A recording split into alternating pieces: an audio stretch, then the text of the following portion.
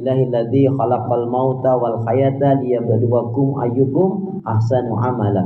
Walhamdulillahilladzi qad kataba alaina siyam fi sahri Ramadan. Asyhadu an la ilaha illallah wahdahu la syarikalah wa asyhadu anna Muhammadan abduhu wa rasuluhu la nabiyya wa la rasula ba'da. Yaqulullahu tabaraka wa ta'ala fil Qur'anil Karim, a'udzu billahi minasyaitonir rajim. Ya ayyuhalladzina amanu kutiba alaikumusiyam kama kutiba alal ladzina min qablikum la'allakum tattaqun.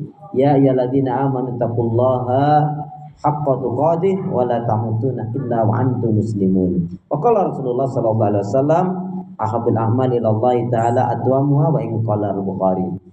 Bapak Ibu saudara seiman, nama Allah yang cinta pada kebaikan dan kebenaran, wabil khusus Sahibul Bait, Bapak Tito dan semua yang hadir ini, tidak saya sebut satu-satu. Insya Allah semua diberkahi dirahmati oleh Allah Subhanahu Wa Taala ya. Dalam kehidupannya, ibadahnya, rezekinya, rumah tangganya, umurnya, dan insya Allah kita semua pun kalau mati husnul khatimah. Amin ya rabbal alamin.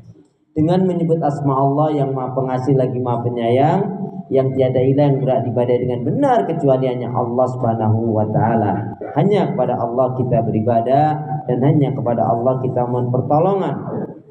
Dan hendaknya ini betul-betul menjadi prinsip hidup kita, karena setiap salat selalu kita nyatakan dan dalam ikrar salat kita, iyyaka na'budu wa iyyaka nasta'in. Hanya kepada Engkau ya Allah kami beribadah, dan hanya kepada Engkau pula ya Allah kami mohon pertolongan.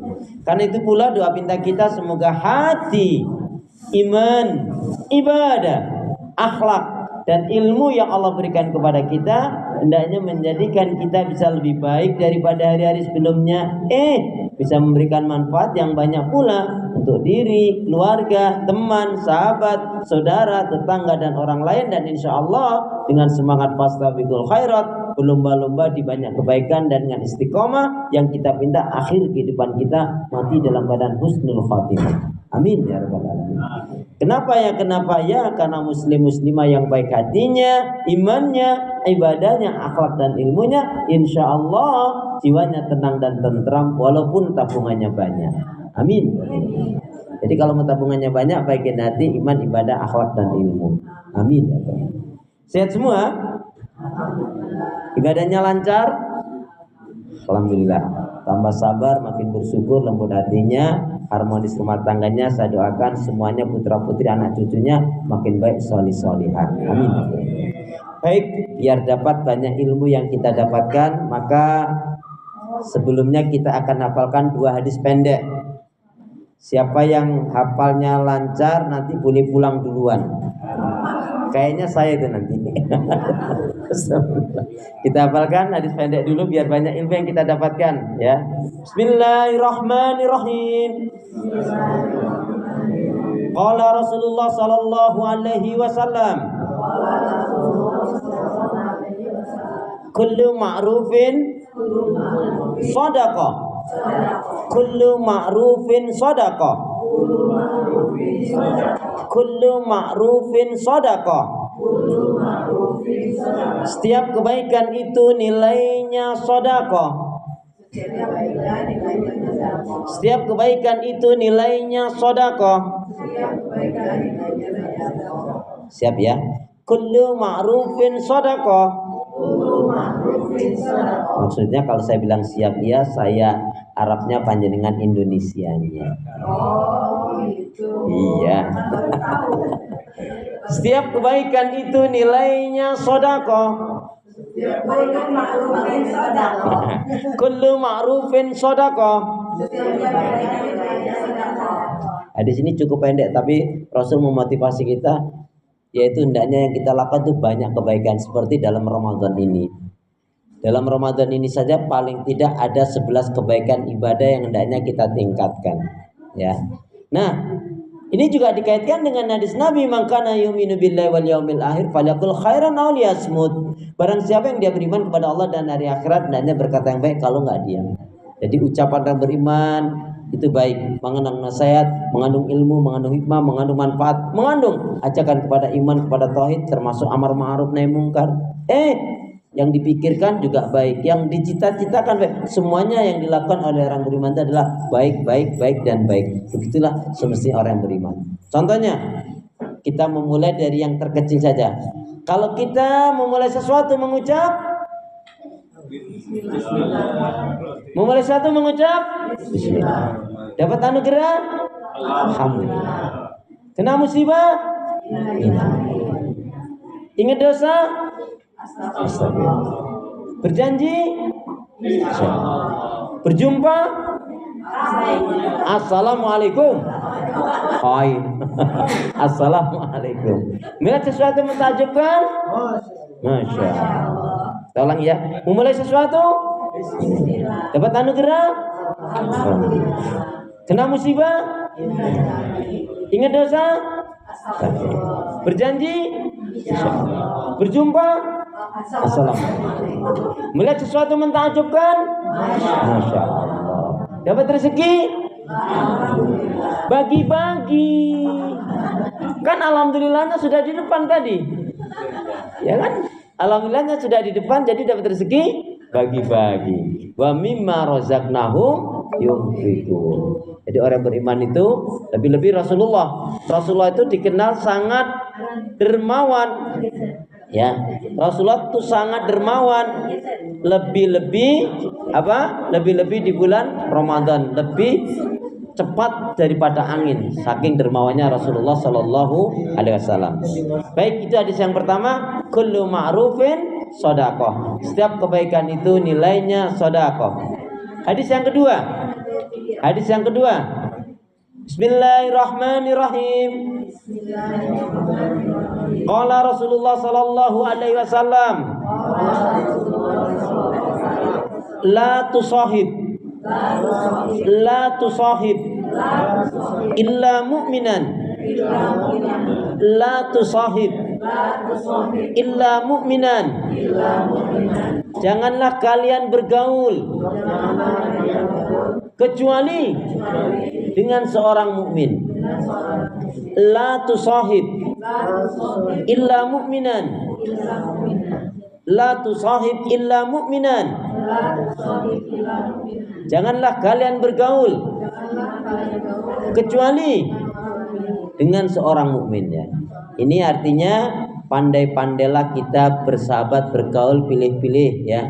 Jangan sembarangan. Kenapa? Salah potong rambut nyesel sesaat, salah pilih pendamping hidup nyeselnya seumur hidup. Salah pilih pedoman hidup, keyakinan hidup, rugi dunia akhirat.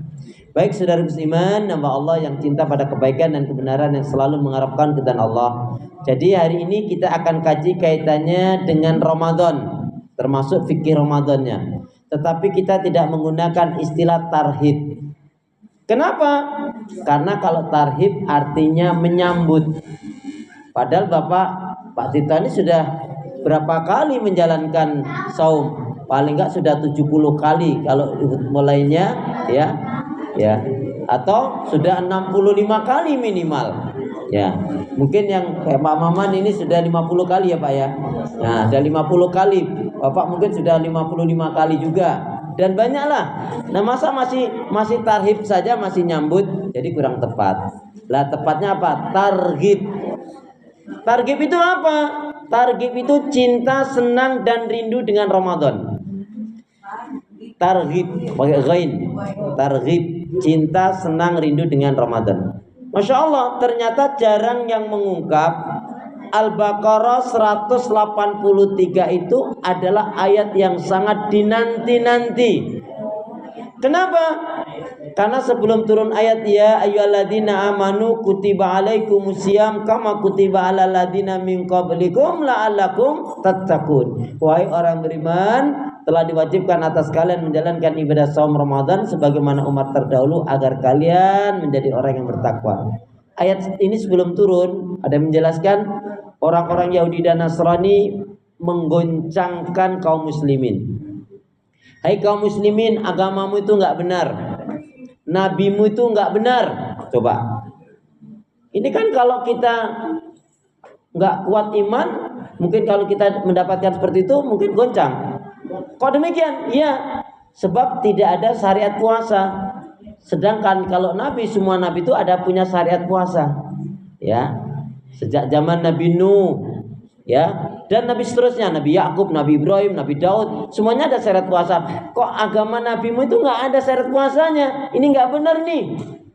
Nah, untuk menguncangkan kaum muslimin. Tapi karena ayat surat Ali Imran ayat 19 lebih dulu, jadi mereka mantap ya, enggak, kami yakin tetap benar. Kenapa? Karena Allah telah menyatakan inna dina indallahil Islam. Satu-satunya agama yang diridhai oleh Allah hanya Islam. Kami hanya menanti. Sampai mereka mengatakan apa, Yahudi Nasrani ini. Ini bahkan raib-raib pendeta pasturnya. Hai kaum muslimin, sekiranya ada ayat syariat yang menjelaskan tentang wajibnya berpuasa, kami akan beriman coba. Karena ini menjadi dasar berarti. Karena pada saat itu juga kaum muslimin tidak bisa menjawab. Kami kalau ada ayat yang menjelaskan tentang wajibnya berpuasa, kami akan beriman. Tapi apa yang terjadi? Setelah turun surat Al-Baqarah 183, tidak juga mereka beriman. Kecuali hanya sebagian sedikit yang kecil aja yang mau beriman. Alasannya, cari lagi alasan. Enggak, Nabi Musa kan bukan dari Yahudi katanya. Gitu. Jadi itu alasannya. Tapi intinya yang memang ada keinginan menjadi yang beriman, mereka diberi oleh Allah hidayah beriman. Bagi orang beriman semakin mantap turunnya Al-Baqarah 183. Nah, yang perlu kita perhatikan, puasa kita ini baru akan benar manakala landasannya 3, dan apabila yang puasanya benar pun akan diberi oleh Allah minimal 3 hal. Targetnya menjalankan saum juga 3. Ya. Kita baca dulu hadisnya. Bismillahirrahmanirrahim. Qala Rasulullah sallallahu alaihi wasallam, man shoma ramadanan imanan wahtisaban ghufira lahu ma taqaddama min dzambi. Ya, karena waktu biar ringkas, penjelasannya biar gampang. Jadi begini, puasa yang benar itu wajib dilandasi dengan iman yang benar, ilmu yang benar, dan ikhlas mengharapkan keridhaan Allah. Puasa kita, puasa siapa saja belum dikatakan benar kalau dilandasinya bukan iman yang benar. Gimana iman yang benar? Wong mau puasa malah melakukan maksiat dan dosa. Ada yang istilahnya kalau di Klaten sana, dekat Solo sana, padusan. Jadi menjelang Ramadan itu mereka mandi bareng. Ya, kalau di Padang itu ada mandi balimo. Ya, gimana? Mau bersih? Ya, wong sebelum Ramadan sudah melakukan kemaksiatan. Nah, ini nggak benar. Nah, iman yang benar itu adalah yang tidak bercampur dengan kesyirikan, kemunafikan, dan kekafiran. Dan iman yang benar itu pasti ubudullah wahda wa la tusyriku billahi syai'a. Ya, betul beribadah kepada Allah, mentauhidkannya, dan tidak melakukan kesyirikan. Jadi iman puasa yang benar wajib dilandasi dengan iman yang benar, ilmu yang benar sesuai dengan Al-Quran dan Sunnah, dan ikhlas mengharapkan keridhaan Allah. Maka siapa yang dia berpuasa pasti dia menjaga hal-hal yang 4 ini. Tapi sebelumnya saya mau ingatkan, siapa yang puasanya dilandasi dengan iman yang benar, ilmu yang benar, ikhlas karena Allah Subhanahu wa taala, maka diberi oleh Allah paling tidak 3 hal.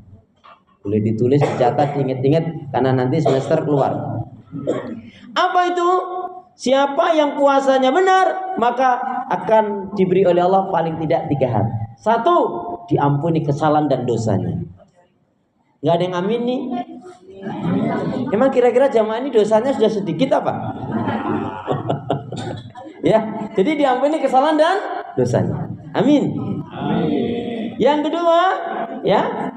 kedua, dicintai dan diridhai oleh Allah. Amin.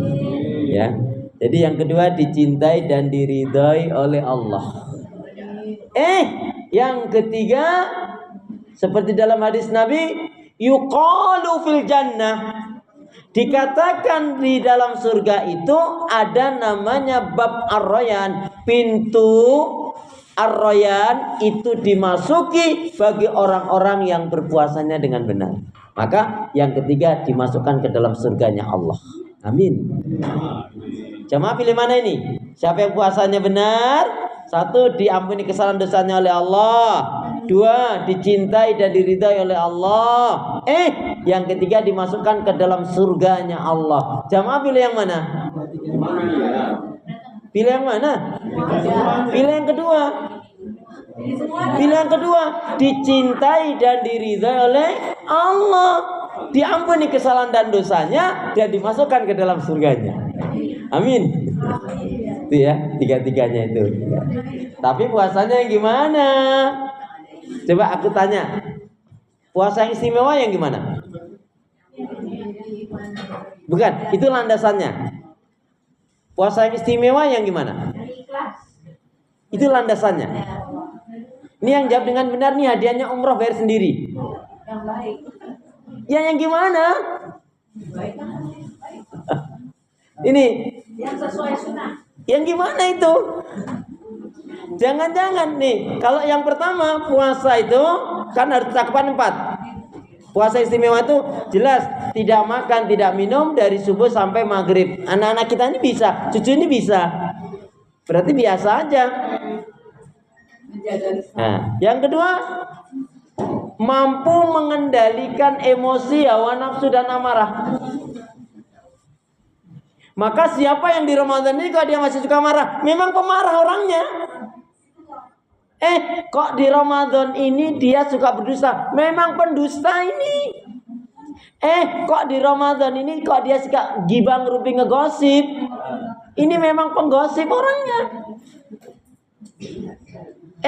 Kok di bulan Ramadan ini kok suka nyakitin anak mertua, emang begitu keadaannya. Halo? Assalamualaikum.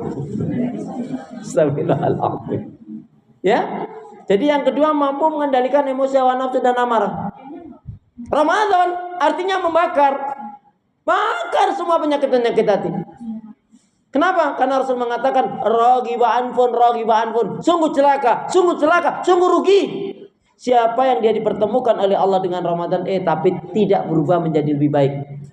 Tidak bisa meninggalkan penyakit-penyakit hati, bahkan tidak tampak kebaikan-kebaikan dalam kehidupannya. Sungguh rugi dan celaka orang seperti ini. Apalagi nanti setelah Ramadan betul-betul dia tidak berubah, malah melakukan dosa dengan nyata. Naudzubillah min dzalik. Ya, jadi puasa yang istimewa, tidak makan, tidak minum dari subuh sampai maghrib, mampu mengendalikan emosi, hawa nafsu dan amarah. Yang ketiga, meninggalkan hal-hal yang merusak dan membatalkan puasa, termasuk maksiat dan dosa. Meninggalkan hal-hal yang merusak, membatalkan puasa, termasuk maksiat dan dosa. Nah, sampai di sini sudah baik, mungkin, tapi belum istimewa. Apa? Yang keempat, irtiqaul ibadah, yaitu ibadah-ibadahnya meningkat di bulan Ramadan itu. Amin. Baik, biar banyak ilmunya, saya langsung sebutkan ibadah-ibadah yang hendaknya kita tingkatkan di bulan Ramadan. 11. Yang pertama, khatam Al-Quran minimal 1 kali. Mohon maaf, sampai-sampai Nabi memotivasi kalau kita di luar Ramadan membaca alif lam mim, itu 1 huruf mendapatkan 10 pahala kebaikan. Tapi di Ramadan 1 huruf sampai 100 sampai 1000 pahala kebaikan. Maka siapa yang di bulan Ramadan dia tidak bisa menghatamkan Al-Quran, yakin di luar Ramadan lebih susah, lebih sulit untuk bisa menghatamkan Al-Quran. Ayo, lebih baik dipaksa masuk surga daripada dibiarkan masuk neraka. Kalau panjenengan ya nggak punya nawaitu yang kuat, motivasi, saya pokoknya nggak akan tidur dulu, pokoknya Ramadan ini saya harus betul-betul bisa menghatamkan Al-Quran. Kenapa? Kita punya motivasi, jadikanlah Ramadan tahun ini adalah Ramadan yang terbaik, bukan terakhir. Siapa yang mau terakhir tadi? Ya, Assalamualaikum warahmatullahi wabarakatuh. Akhirnya datang juga. Jadikanlah Ramadan tahun ini adalah Ramadan yang terbaik, bukan terakhir ya. Tapi kalau mau terakhir ya silakan. Jadi minimal 1 khatam Al-Quran. Masya Allah, kalau sahabat Nabi itu Ya, ada yang minimal sekali, ada yang 2 kali, ada yang sampai 10 kali. Bahkan Imam Syafi'i juga termasuk bisa 30 kali karena memang sudah hafal, jadi lebih mudah. Nih, kalau kita mau mengatam Al-Quran, silakan jamaah sekalian mau pakai menit. Kalau mau pakai menit, 8 menit sebelum sholat, 8 menit setelah sholat, itu 16 menit kali 5 waktu 80, dapat 1 juz. 2 lembar sebelum sholat, 2 lembar setelah sholat, bola balik 4 lembar kali 5, 20 lembar, dapat 1 juz. Nggak berat kalau begitu. Atau baca 5 surat dulu. Kenapa 5 surat ini kan sering kita baca dan kita hafal? Al-Kahfi, Yasin, ya. Kemudian Ar-Rahman, Al-Waqi', Al-Muluk. 5 surat ini sudah 2 juz setengah.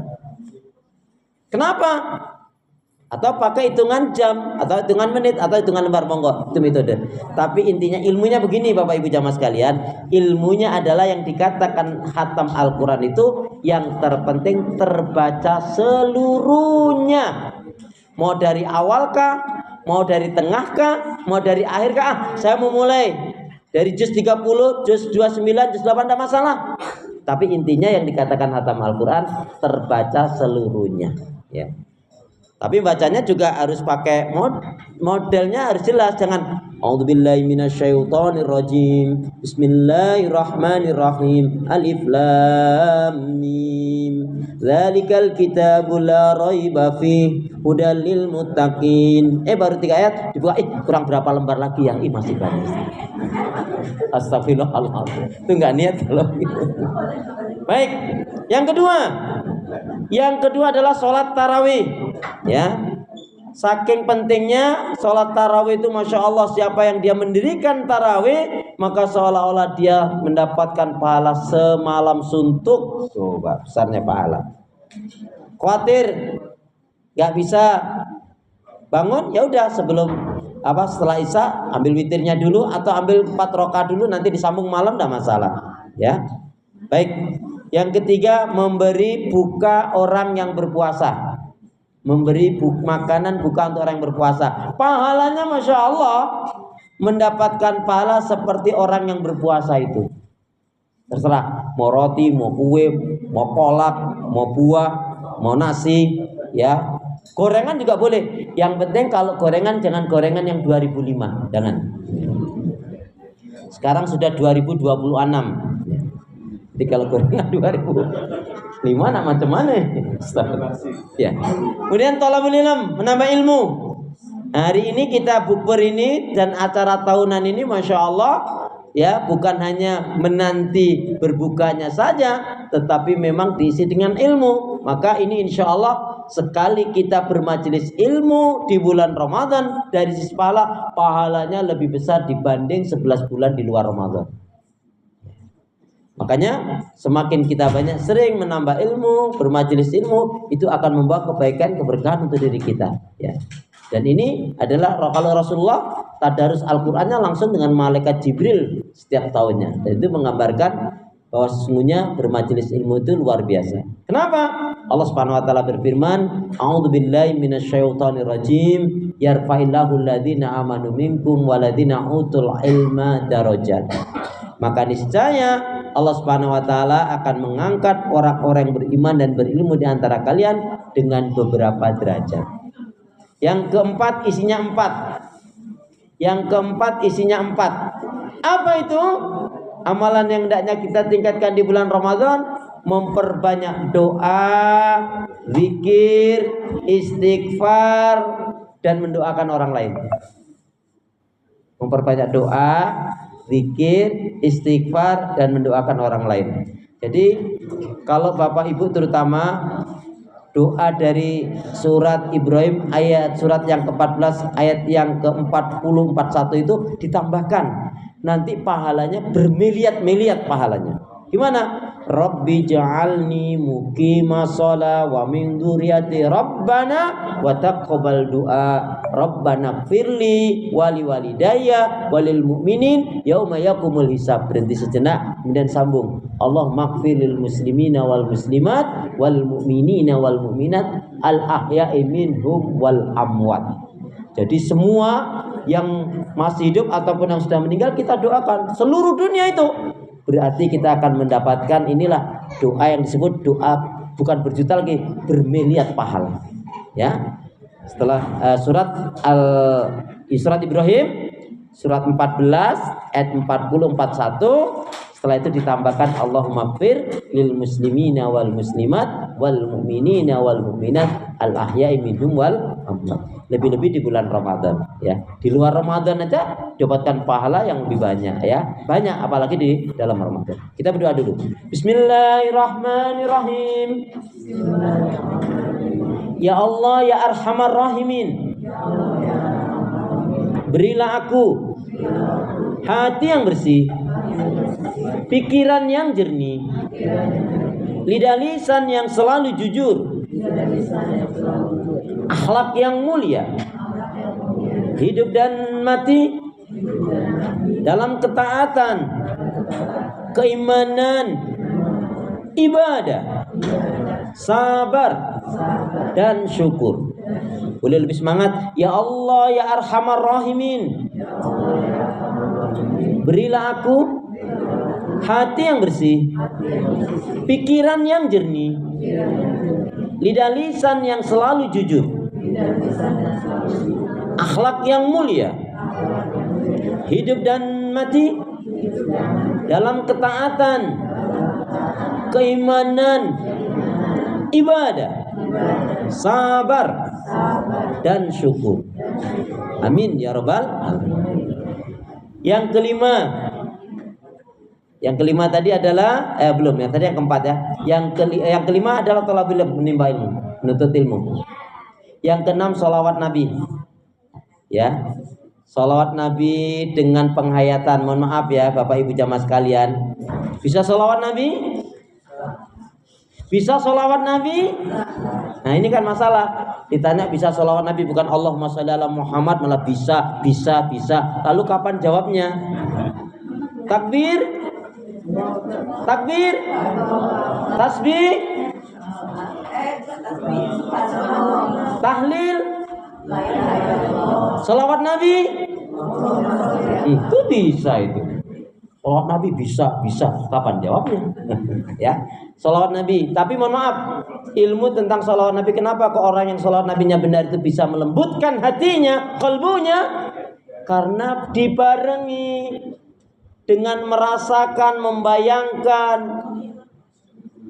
Allahumma sholli ala Muhammad, sambil membayangkan, merasakan Nabi itu orangnya baik, jujur, amanah, sabar, dermawan, tidak kasar, pemaaf, bukan pendendam, pandai bersyukur, tidak suka menghina, tidak suka mencela.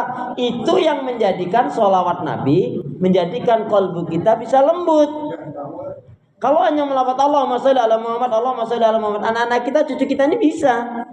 Tapi dibarengi dengan sholawat Nabi, membayangkan, merasakan Nabi itu baik, Nabi itu dermawan, Nabi itu sabar, Nabi itu pemaaf. Contoh kebaikan-kebaikan akhlak Nabi, itu yang akan menjadikan sholawat Nabi yang betul-betul bermakna. Contoh, mohon maaf, kalau bapak-bapak kita lagi naik motor, naik mobil, gak mungkin kan kita wang ya sambil sholawat Nabi, kan gak pantas juga ya. Pasti kita iringi dengan sikap yang baik. Ibu-ibu, bapak-bapak ketika naik mobil misalkan lagi tiba-tiba ada yang ngepot ya, hampir nyerempet, ngomongnya gimana? Yakin astagfirullah. Habis astagfirullah terus apa nyebut anggota ragunan? Astagfirullah. Kan jarang yang astagfirullah, ya Allah, saya doakan ini orang ini mudah-mudahan cepat sampai tujuan selamat, ketemu saudara keluarganya. Kayaknya jarang yang kayak gitu. Loh, mestinya kan refleksnya begitu. Kan Ramadan ini juga mengajarkan kita baik. Lagian kalau kita mencela, apa kata Rasulullah? Setan itu paling senang kalau ada orang yang memaki-maki. Dia mencela dengan kata-kata yang buruk apa? Oh, itu akan membesar setan itu. Kita akan kalah. Tapi kalau kita dengan ta'awud, a'udzubillahi minasyaitonirrajim, rabbi a'udzubika min hamazatis syayatin wa a'udzubika rabbi ayahdurun, sambil istighfar dan lainnya, itu setan itu akan mengecil dan dia akan bisa kita kalahkan. Ya, mohon maaf, apalagi suka marah-marah. Mohon maaf, biasanya yang suka marah-marah ibu-ibu atau mak-mak? Astagfirullahaladzim. Ya. Wah, parah banget dong kalau dua-duanya. Baik. Kemudian yang ketujuh. Nah ini ibadah yang hendaknya kita tingkatkan di bulan Ramadan. Yang ketujuh adalah mengeluarkan zakat, infak, dan sedekah. Tadi saya katakan Rasul itu dalam dijelaskan Rasul itu sangat dermawan, lebih-lebih di bulan Ramadan. Kedermawanan Rasul itu lebih cepat daripada angin. Ya. Banyak yang diberikan cepat, tidak ditunda-tunda. Nah, mestinya kita umatnya Rasulullah mencontoh Rasul demikian. Ya. Jadi untuk mengeluarkan zakat, infak, dan sedekah catatannya cuma satu. Apa itu? Keluarkanlah zakat, infak, sedekah Anda biar banyak, yang penting ikhlas. Amin. Untuk mengeluarkan zakat, infak, sedekah catatannya cuma satu. Apa itu? Keluarkanlah zakat, infak, sedekah Anda biar banyak, yang penting ikhlas. Jadi pada sedikit gak ikhlas lebih baik banyak, tapi ikhlas. Udah sedikit gak ikhlas jungkit-jungkit najis tuh. Ya, nauzubillah min. Saya ulangi. Ibadah-ibadah yang kita tingkatkan bulan Ramadan. Yang pertama tadi adalah khatam Al-Quran minimal 1 kali. Malu, nangislah kita ini. Ya, kalau sampai nggak mampu menghatamkan Al-Quran ini. Ya, kalau nggak sekali dicoba deh 2 kali gitu ya. Baik, keluarga besar ini saya umumkan. Siapa di antara keluarga besar ini di Ramadan ini jika ada yang mampu menghatamkan Al-Quran sampai 3 kali, maka akan mendapatkan hadiah spesial dari Pak Haji Tito dan Ibu Dati. Ya. Saya yang ngumumkan aja loh. Saya yang ngumumkan loh, Bun.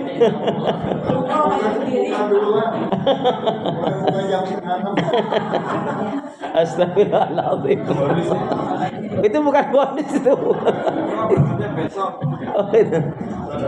Baik ya. Jadi khatam Al-Quran misalkan minta kepada Allah kekuatan. Serius. Orangnya memang harus nggak tidur dulu nggak apa-apa. Ya karena apa? Kapan lagi kita bisa menghatamkan Al-Quran yang istimewa ini? Apalagi Rasul menyatakan Iqra'ul Quran, bacalah Al-Quran. Al-Quran itu menjadi syafaat bagi pembacanya. Demikian juga shaum. Ya. Kemudian tadi sholat tarawih. Kemudian yang ketiga tadi adalah memberi makan orang yang berpuasa untuk berbuka. Kemudian yang keempat, tadi isinya 4, perbanyak doa, zikir, istighfar, dan mendoakan orang lain. Kemudian yang kelima, menuntut ilmu, menambah ilmu, terus pahami Islam ini dengan benar. Ya, karena Allah telah janjikan tadi, yarfa'illahu alladzina amanu minkum walladzina utul ilma darajat.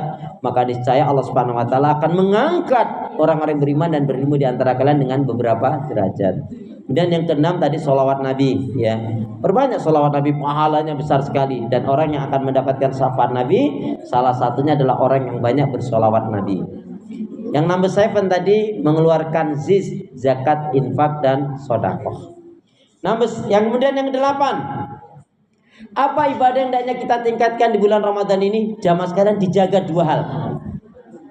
Ini kita di luar Ramadan sudah kita jalankan, tapi coba di Ramadan ini diistimewakan, dijaga. Apa itu? Yaitu sholat rawatib dan sholat duha.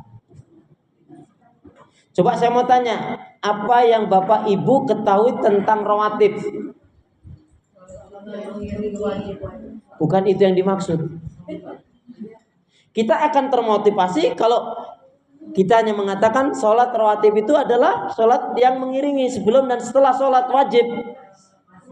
Kita akan biasa. Tapi kalau coba kita teringat kuantumnya, sholat rawatib itu jaga, perhatikan betul, lebih-lebih Ramadan. Kenapa? Barang siapa yang dia menjaga 12 rakaat, kata Rasulullah, maksudnya apa? Menjaga itu berarti dia menjaga, melazimkan, istiqomah terus, bukan sekali waktu aja. Menjaga lebih-lebih Ramadan ini, maka dia akan dibangunkan oleh Allah, yaitu rumah atau istana di surganya Allah. Amin. Jaga betul ini. Duhanya juga begitu. orang yang termasuk pelit orang yang jarang sholat duha. Kenapa? 2 rakaat sholat duha itu sama saja kita mensedekahi 360 sendi-sendi yang ada pada diri kita. Bapak Ibu, dua-duanya ini benar. Cuman saya mau tanya, yang lebih sering Bapak Ibu lakukan pakai yang 2 rakaat atau 4 rakaat? Gak apa-apa, dua-duanya benar. Cuman yang lebih sering dipakai yang 2 atau yang 4? 2. Mohon maaf, kalau 2 itu sejak tahun berapa? Berarti tidak ada peningkatan. Artinya kalau 2 rakaat itu dilakukan dari 2010, sekarang 2026, berarti tidak ada peningkatan. Nih, boleh jadi, mohon maaf, sabar ilmunya. Boleh jadi rakaatnya masih 2, tapi bisa mengalahkan dengan yang 4 rakaat. Gimana caranya? Rakaat yang pertama baca 7 surat. Oh iya. Rakaat yang kedua baca lagi 7 surat. Jadi 2 rakaat itu 14 surat. Gimana prakteknya? Ketika setelah Al-Fatihah baca Bismillah An-Nas, Bismillah Al-Falaq, selesai Bismillah Al-Ikhlas Kulhu, selesai Bismillah Tabbat, Bismillah Idanya, Bismillah Al-Kafirun. Setelah itu Inna A'tayna. Berapa surat? 7 surat. Rakaat yang pertama. Rakaat yang kedua dibalik aja dari Inna A'tayna sampai Anas. Berarti sudah 14 surat. Kenapa? Semakin banyak yang kita baca, semakin lama kita berdiri juga, itu semakin pahala yang Allah berikan juga banyak. Nah, jadi kalau kemarin belum, besok hari bisa dipraktekkan itu, ya. Ustaz, kalau langsung 7 surat belum bisa, ya sudah 3 surat aja. Bolak-balik berarti 6 surat. An-Nas, Al-Falaq, Al-Ikhlas. Balik lagi Al-Ikhlas, Al-Falaq, An-Nas. Atau ibu pakai surat andalan. Ibu kan punya surat andalan kalau sholat, yaitu Kulhu, Inna A'tayna dan Wal Asri. Itu kan surat andalan kita kalau sholat biar cepat selesai. Baca itu 3 surat boleh. Ya, nah itu caranya. Jadi kalau mulai membiasakan begitu, ya, insya Allah tambah kebaikan kita. Amin. Yang selanjutnya apa? Ibadah yang ke-9. Ibadah yang sangat istimewa ini, yaitu Masya Allah tentunya bagi yang diberi kemudahan lapangan rezeki, yaitu umroh di bulan Ramadan. Apa kata Rasul? Maksudnya barang siapa yang dia umroh di bulan Ramadan, maka saking besarnya pahala, ya apa? Dia akan mendapatkan pahala haji, seolah-olah dia akan mendapatkan pahala haji bersama Nabi. Nah, makanya di sini saya gak malu-malu untuk mengumumkan, jika ada di antara Bapak Ibu jamaah sekalian ada yang mau ngongkosin bayarin saya umroh, saya mau banget, betul gitu. Saya juga mau. Wah, loh, terus yang bayarin siapa, Bun? Yarwi, bayar sendiri-sendiri ya. Ya sudahlah kalau gitu. Tapi sebetulnya cukup loh ya. Kalau para jamaah ini patungan 2 juta cukup kayaknya, Masya Allah. Itu namanya maksa itu ya Pak. Tapi nggak apa-apa sih ya. Kan lebih baik dipaksa masuk surga. Jadi umrah bulan Ramadan. Jadi kalau jamaah sekalian ke tahun depan misalkan pengen umrah, ambil yang kalau bisa dapat Ramadannya. Walaupun hanya 2 hari atau 3 hari di sana.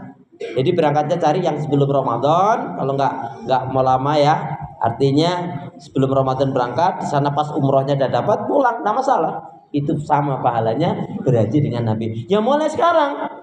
Caranya gimana? Minta kepada Allah, ya Allah, hamba-Mu ini pingin banget ya Allah umroh. Karena itu Allah mudahkan lapangan rezeki, mudahkan hamba-Mu ya Allah bisa berangkat umroh. Dengan caramu, dengan rahmat ya Allah. Doanya begitu. Tapi ada kan usaha tanpa doa sombong, doa tanpa usaha omong kosong. Dengan apa? 3 bulan yakin Bapak Ibu. Nih rumusnya. 3 bulan berangkat umroh dengan izin Allah. Kalau doanya bebas tadi intinya minta kekuatan, pertolongan, kemudahan pada Allah rezeki agar bisa umroh dengan rahmat dengan caramu ya Allah. Nah kemudian apa? Ikhtiarnya. Karena usaha tanpa doa sombong, doa tanpa usaha omong kok. 3 bulan dengan izin Allah berangkat. Ya. Pak Iman, Pak Kholik, Pak Maman, Bapak semua Ibu. Gimana caranya? Cukup 1 hari nabung 25.000. Yakin betul-betul ya buat kota, yaitu kota umroh. Dengan izin Allah tapi serius betul-betul pingin umroh 3 bulan dengan izin Allah berangkat umroh. Cukup 1 hari nabung 25.000. 3 bulan berangkat. Cukup 1 hari nabung 25.000 ditambah 475.000. Yakin 3 bulan berangkat itu? 3 bulan berangkat. Coba deh praktekin. Halo, assalamualaikum. Ya, jadi cukup nabung 25.000 ditambah 400. 3 bulan berangkat, masya Allah. Ya Allah, ya Allah. Baik ya, itu yang 9. Nah, yang 10. Yang ke-10 adalah itikaf. Nah, itikaf itu intinya untuk takarub kepada Allah, muhasabah, mendekatkan diri kepada Allah Subhanahu wa taala. Khusus untuk ibu-ibu, untuk itikaf itu istri-istrinya Rasulullah semua beriktikaf. Semua istri-istrinya Rasulullah beriktikaf setelah Rasulullah wafat. Ya. Enggak ada satupun istrinya Rasulullah yang enggak iktikaf. Ya, semua istri Rasulullah beriktikaf setelah Rasulullah wafat. Tapi untuk ibu-ibu kalau mau iktikaf nggak usah nunggu suaminya meninggal dulu. Yang penting izin dari suami. Pak, 3 malam lagi, malam 21 aku pingin banget loh sama teman-teman sama saudara pingin iktikaf. Di mana? Mungkin Masjid An-Nur atau Ar-Rahman, Al-Hidayah, Ar-Rahmah atau Al-Furqan atau masjid yang mana? Bagus tuh, sama siapa? Kegiatannya apa? Ya bermajelis ilmu, ya khatam Quran, diskusi agama, mendekatkan diri pada Allah. Bagus sekali. Terus pulangnya kapan? Kan suami tanya. Ya nanti Pak, kalau udah selesai itikafnya. Oh gitu. Ya udah, itikaf aja kamu terus itikaf terus. Gak usah pulang. Suami bilang begitu. Kita kira-kira tetap itikaf atau enggak? Halo? Kalau tetap itikaf sudah capek nggak dapat apa-apa. Jadi mendudukkannya gini, itikaf sunnah, taat pada suami wajib. Ya, jadi kalau tetap berengkel, enggak, pokoknya aku mau itikaf. Ya sudah capek nggak dapat apa-apa, nggak ada nilainya. Nah, lain kalau halnya begini, Pak, aku pengen banget deh sama teman-teman sama saudara itikaf. Oh ya, bagus itu, full. Ya iyalah Pak, bagus lah. Terus biayanya ongkosnya berapa? Enggak sih, gratis, cuman ada infak seikhlasnya. Ya udah, ini ada uang 2 juta, bawa aja. Suami ngasih 2 juta, Bu. Silahkan kalau mau itikaf. Papa ikhlas, Papa kasih izin. Iya, Papa ridho. Iya, ya Allah, baik banget Papa. Enggak, Pak. Ini itikaf serius ini, Pak. Masya Allah. Gitu, Pak. Iya. Uang 2 juta ini ambil kalau kamu itikaf. Ya. Tapi Ma, mohon maaf ya Ma, cuman Mama nanti kalau pulang dari itikaf jangan kaget kalau di rumah ada yang baru. Halo, assalamualaikum. Kira-kira tetap itikaf atau enggak, Bu? Kira-kira tetap itikaf atau enggak? Halo? 2 juta loh. Itu nawar itu. Ya, jadi Bu, tetap itikaf? Mestinya tetap itikaf. Emang yang baru apa? Boleh jadi mobilnya, motornya, atau peralatan yang di rumah baru. Emang apa yang baru? Kok ngeres banget pikirannya? Ya Allah, ya Allah. Nauzubillah min dzalik. Nah, kemudian yang ke-11 adalah yaitu tazkiyatun nufus. Qad aflaha man zakkaha wa qad khaba man dassaha. Sungguh beruntunglah orang yang mensucikan jiwanya dan rugilah orang yang mengotorinya. Ramadan itu membakar, maka bakarlah penyakit-penyakit hati. Di antaranya yang pertama, al-kusulu fil ibadah, malas dalam ibadah. Bapak Ibu pernah malas ibadah? Tanggal berapa? Malasnya tanggal berapa? Biar gak malas gimana caranya? Semangat. Biar gak malas semangat. Biar semangat gimana caranya? Jangan malas. Jadi biar semangat jangan malas. Biar gak malas semangat. Buang ini penyakit malas nih, gak ada untungnya. Orang yang rugi, orang yang menyesal itu karena malas. Gak banyak kebaikan yang dia lakukan. Masya Allah nih, kita belajar dari sahabat Nabi. Saking tadi targhib, cinta, senang dengan Ramadan itu apa? Ramadan pertama, kedua, ketiga, yang keempat datang kepada Nabi. Ada mengatakan apa? Beberapa sahabat Nabi datang kepada Nabi dengan mengatakan, ya Rasulullah, kenapa sih saum Ramadan ini kok diwajibkan kepada kita? Kok hanya 1 bulan ya Rasul? Ya Rasulullah, kenapa Ramadan ini kok diwajibkan kepada kita kok hanya 1 bulan? Kok enggak 1 tahun atau 6 bulan ya Rasul? Ada enggak di antara kita yang tanya seperti itu? Enggak ada. Yang ada puasanya diwajibkan hanya 1 bulan. Itu pun hampir tiap hari, tiap malam dihitungin terus. Ini malam keberapa?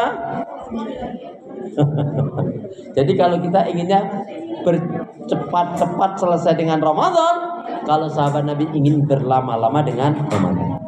Marah-marah. Kenapa? Karena Ramadan ini mendidik kita agar kita ini menjadi orang yang sabar. Wasta'inu bis-sabri was-shalah.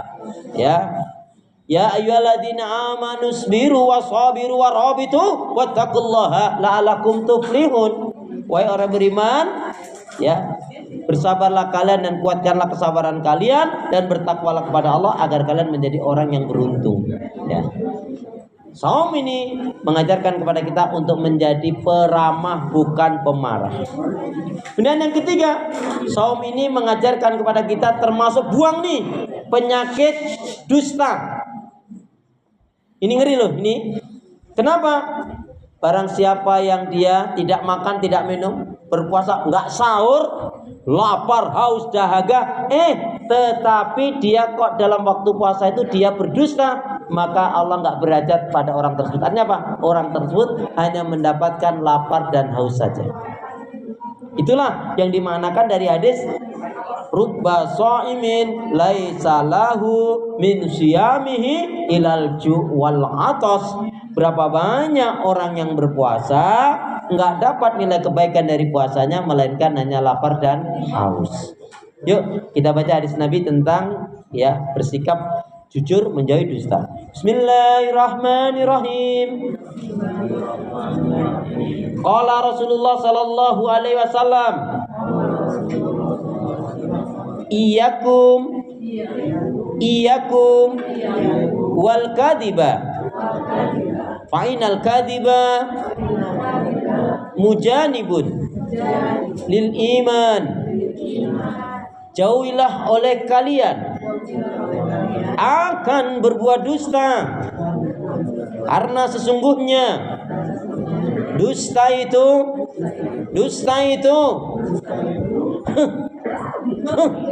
akan menjauhkan dari keimanan. Jadi setelah hari ini jangan ada dusta. Alaikum bisidqi, hendaknya kalian berlaku jujur dalam kehidupan ini, lebih-lebih waktu Ramadan. Jujur itu dicintai oleh Allah, disukai oleh manusia, membawa kebaikan, menghantarkan ke surga. Jauhi oleh kalian akan dusta. Dusta itu dibenci oleh Allah, dijauhi oleh manusia, membawa keburukan dan menyeret ke neraka. Hati-hati, lebih-lebih waktu Ramadan merusak nilai pahala kebaikan dari puasa kita. Maka pastikan kita dalam keadaan yang jujur kepada Allah Subhanahu wa taala dalam Ramadan ini. Ramadan ini mengajarkan kepada kita ibadah yang paling jujur ini Ramadan sebetulnya. Kenapa? Boleh jadi orang masuk kamar jam 1 atau setengah 12, padahal dia makan kenyang, tapi dia keluar bilang aduh. Orang mengira dia kelaparan, padahal dia sebenarnya kekenyangan. Jadi memang ibadah shaum ini adalah ibadah yang